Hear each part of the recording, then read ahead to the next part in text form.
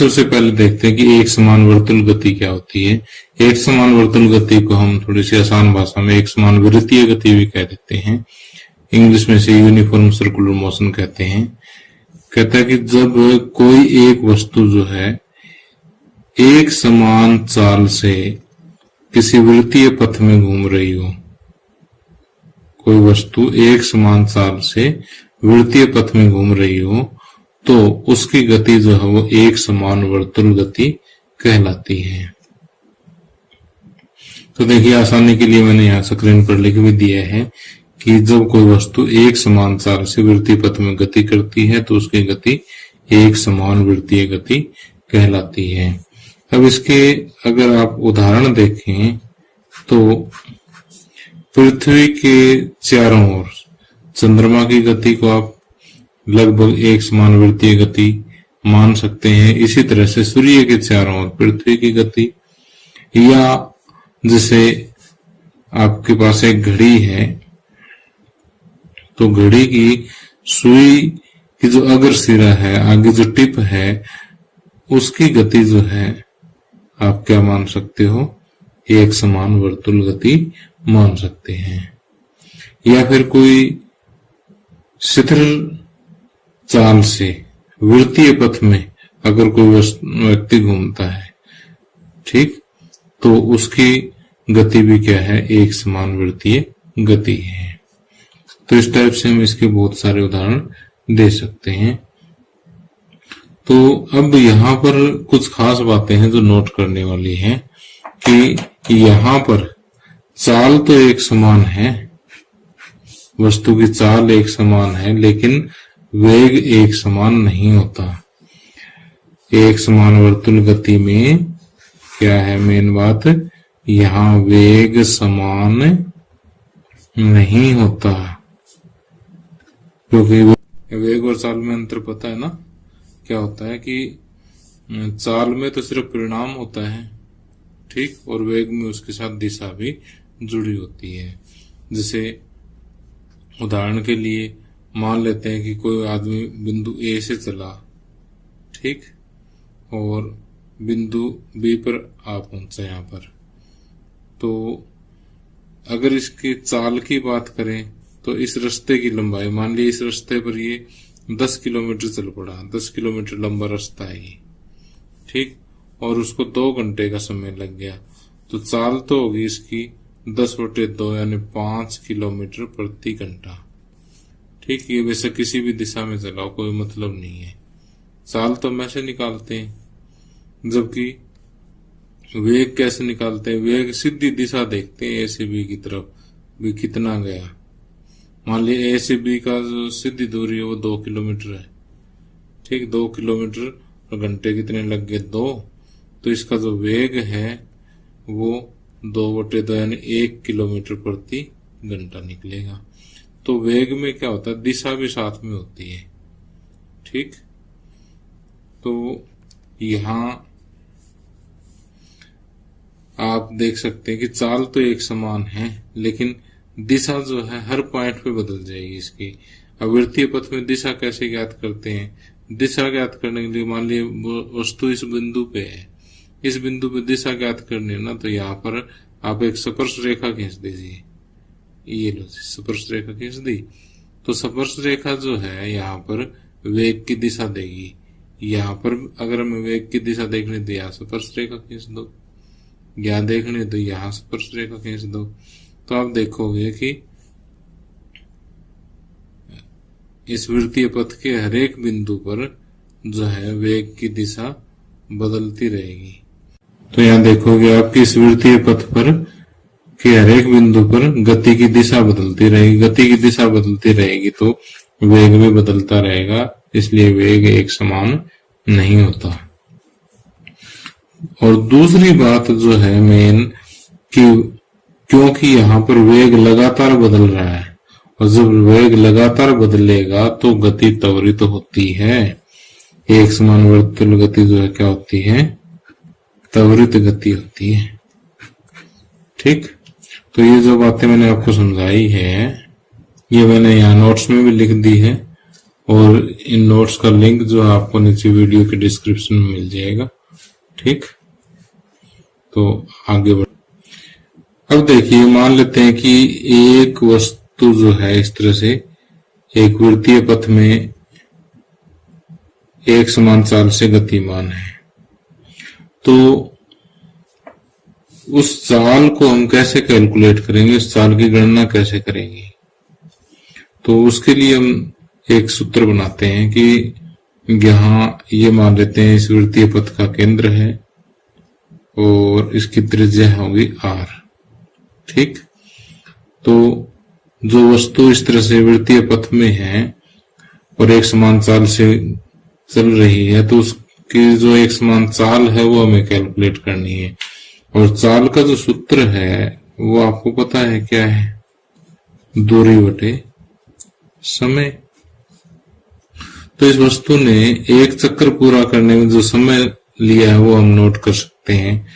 तो माना एक चक्कर पूरा करने में लगा समय मान लेते हैं t है। ठीक, कितना समय लग गया इसको? t समय लग गया। और दूरी यहां से पूरा एक चक्कर लगाने में दूरी, एक चक्कर लगाने में तय दूरी, ये इस वृत्त की परिधि के बराबर होगी। वृत्तीय पथ की परिधि, वृत्तीय पथ की परिधि का सूत्र आपको पता है 2 पाई r। ठीक, ये मैथमेटिक्स में पढ़ चुके हैं हम। अब देखिए, दूरी आपके पास आ गई है, समय आपके पास है, तो अब इसकी चाल याद कर सकते हैं। अब नीचे मेरे पास जगह कम है, यहाँ कर देता हूं मैं। तो यहाँ इसके बाद आपने यहां से करना है कि चाल बराबर दूरी बटे समय, यानी 2 पाई r बटे समय कितना t, और चाल को हम डिनोट करते हैं v से। तो एक समान वृत्तीय गति में जो चाल है वो v बराबर 2 पाई r बटे t यहाँ पर एक चक्कर पूरा करने में लगा समय है। ठीक, तो देखिए, अभी हमने देखा कि यदि कोई वस्तु एक समान चाल से किसी वृत्तीय पथ में गतिमान है तो उसकी चाल जो है वो किसके बराबर होगी? 2 पाई r बटे t। अब इसी सूत्र पर आधारित एक संख्यात्मक प्रश्न हम हल करते हैं कि एक कृत्रिम उपग्रह 42,250 किलोमीटर त्रिज्या की वृत्ताकार कक्षा में घूम रहा है। यदि वह 24 घंटे में पृथ्वी की परिक्रमा करता है तो उसकी चाल का परिकलन कीजिए। तो यहाँ पर देखिए पृथ्वी है और इसके चारों ओर ये एक वृत्ताकार पथ में एक कृत्रिम उपग्रह घूम रहा है। ठीक, और जिस पथ पर घूम रहा है, वृत्तीय पथ पर घूम रहा है, उसकी त्रिज्या आपको दे रखी है। त्रिज्या कितनी दे रखी है? 42,250 किलोमीटर त्रिज्या दे रखी है। और पूरा चक्कर कितने समय में करता है? 24 घंटे में। तो यहाँ पर समय आपको दे रखा है 24 घंटे। तो अब हमें इस उपग्रह की चाल परिकलित करनी है। तो देखिए, वैसे तो हमारे पास r और t दोनों है, पाई की वैल्यू 3.14 है, 22/7 में पता ही है, तो सूत्र में सीधा पुट ही करना है। लेकिन उससे पहले जो इसकी इकाइयां हैं उनको मैं ऐसा ही सिस्टम में चेंज कर लेता हूं कि 42,250 किलोमीटर के मीटर बना देता हूं। 1000 से गुणा कर दिए, इतने मीटर बन गए। ठीक, और घंटे के सेकंड बना लेता हूं। 24 घंटे में, 1 घंटे में 60 मिनट होती है और 1 मिनट में 60 सेकंड होती है। तो इसको मैंने 2 बार 60 से गुणा कर दिया, सीधा 3600 से गुणा कर सकते हो क्योंकि 1 घंटे में 3600 सेकंड होती है। ठीक, तो यहाँ पर v बराबर 2 पाई r बटे t। तो 2 पाई कितना हो जाएगा? 22/7। 7 या 3.14 ले सकते हो आप, गुणा में आर कितना हो गया 42,250 गुणा में 1000, ठीक, बटे 24 गुणा 60 गुणा 60, ठीक। तो आप इनको सोल्व कर सकते हैं, जो कट सकता है वो काट लो, 2 1 2, 12 दूनी 24, 6 दूनी 12, 11 दूनी 22, और अब 2 0 से 2 0 कट होगी, और 3 दूनी 6, 5 दूनी 10, और इसी तरह से और भी कट सकता है, 3 दूनी 6 और 2 दूनी 4, 2 1 2, 2 1 2, 2 दूनी 4, 2 5 10, ठीक। अब इनकी गुणा करके 7 21 63 छिके, यानी अब इनको ऊपर वालों की गुणा कर लो, नीचे वालों की गुणा कर लो, फिर भाग ही देना है। तो भाग देने के बाद ये आएगा आपके पास 307 और 0 कितने मीटर प्रति सेकंड, ठीक। और मीटर को अगर आप किलोमीटर में बना दोगे तो 3.0, पीछे 3 अंकों के बाद दशमलव लगाना, 3.07, लास्ट दशमलव के बाद लास्ट की 0 कोई मतलब है नहीं अभी, तो इतना किलोमीटर प्रति सेकंड, यानी 1 सेकंड में वो उपग्रह जो है 3.07 किलोमीटर चलेगा, ठीक। तो अब देखिए कि इस क्वेश्चन के बाद मैं लास्ट में आपको बहुत ही इंपॉर्टेंट क्वेश्चन डिस्कस करवा रहा हूं, और ये एग्जामिनेशन पॉइंट ऑफ व्यू से बहुत इंपॉर्टेंट है, इसको ध्यान से देखना है। अब देखिए एक इंटरेस्टिंग सा क्वेश्चन है, कहता है कि निम्नलिखित में से कौन सी अवस्थाएं संभव है तथा प्रत्येक के लिए एक उदाहरण दें। कोई वस्तु जिसका त्वरण नियत हो परंतु वेग शून्य हो।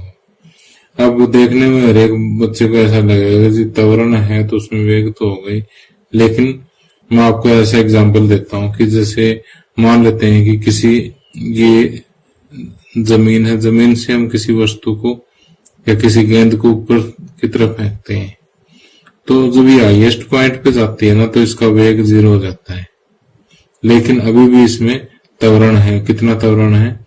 गुरुत्वीय त्वरण के बराबर है। तो हम यहां पर कहेंगे हाँ, ये है स्थिति संभव है जब किसी वस्तु को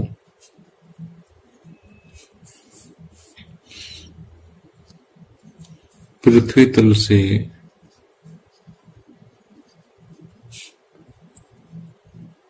ऊर्ध्वाधर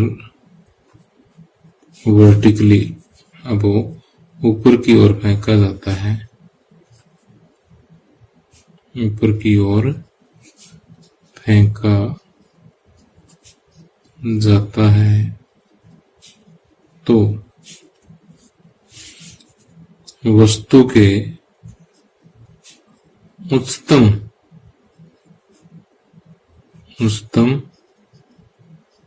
बिंदु पर वस्तु का वेग 0 हो जाता है, लेकिन इसका त्वरण गुरुत्वीय त्वरण के बराबर रहता है।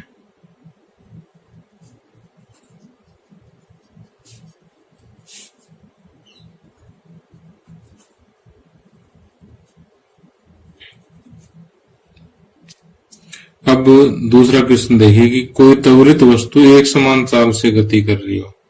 अब अगर बच्चे के माइंड में ये है कि वस्तु अगर वो सीधी रेखा में ले लेता है, तो सीधी रेखा में तो ऐसा कोई एग्जाम्पल आपको नहीं मिलेगा, क्योंकि अगर सीधी रेखा में अगर त्वरण होगा तो उसका वेग बढ़ता रहेगा, उसकी चाल, वेग बढ़ेगा तो उसकी चाल बढ़ जाएगी।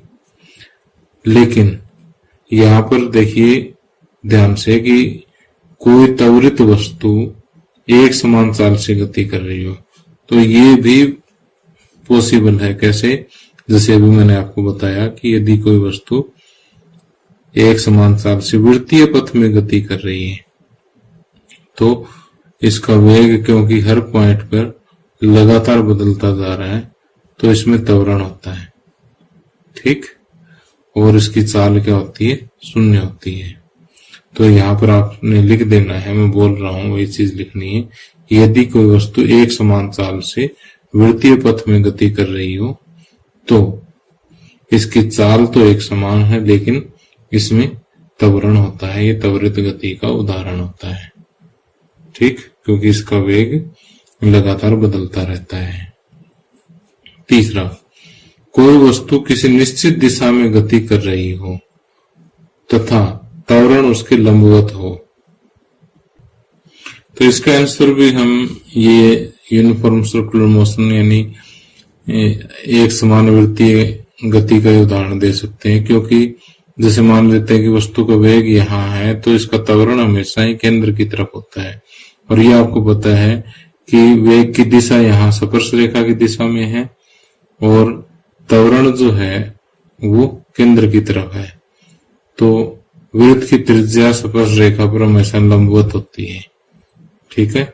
ये आप गणित का जब चैप्टर पढ़ोगे ना वृत्त, उसमें देखोगे कि वृत्त की त्रिज्या स्पर्श रेखा पर लंबवत होती है। तो यहाँ 90 डिग्री का कोण है। तो यहां से आप देख सकते हैं कि वेग से त्वरण जो है लंबवत है यहाँ पर।